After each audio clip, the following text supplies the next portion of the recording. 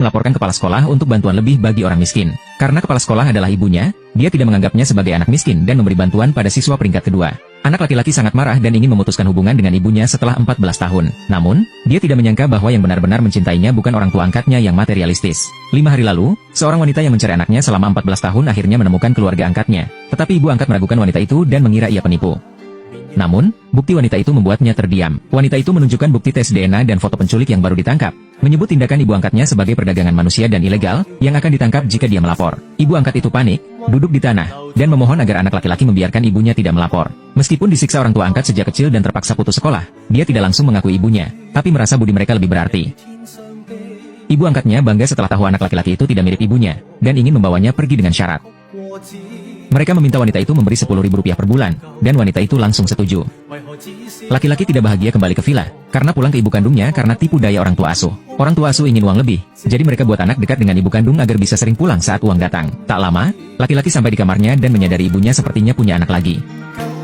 Anak itu bertanya pada wanita, siapa dia? Wanita itu menjelaskan bahwa dia membiayai siswa miskin yang takut tidak bisa beradaptasi setelah pulang, jadi dia membawanya ke rumah. Namun, anak itu merasa ibunya ingin merebutnya dari orang tua asuh dan mengusir wanita itu. Malamnya, wanita itu menemukan anak itu merencanakan cara menghasilkan uang. Wanita itu mengatakan bahwa dia sedang belajar dan tidak perlu terburu-buru mencari uang untuk orang tua.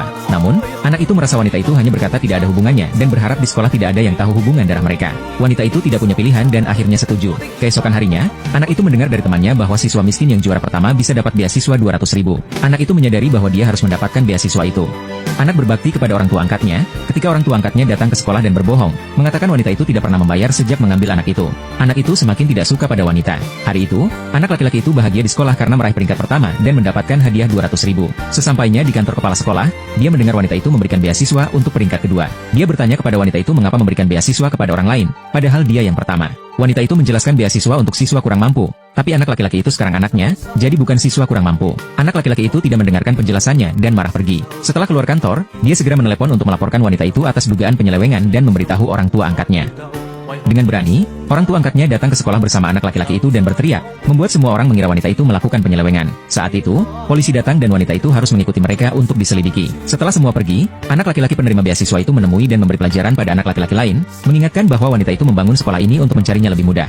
Akhirnya dia menemui anak itu, tapi hanya memikirkan orang tua angkat yang hanya mengejar uang. Setelah berkata itu, dia langsung pergi dengan marah. Tak lama, anak itu pulang ke orang tua angkatnya.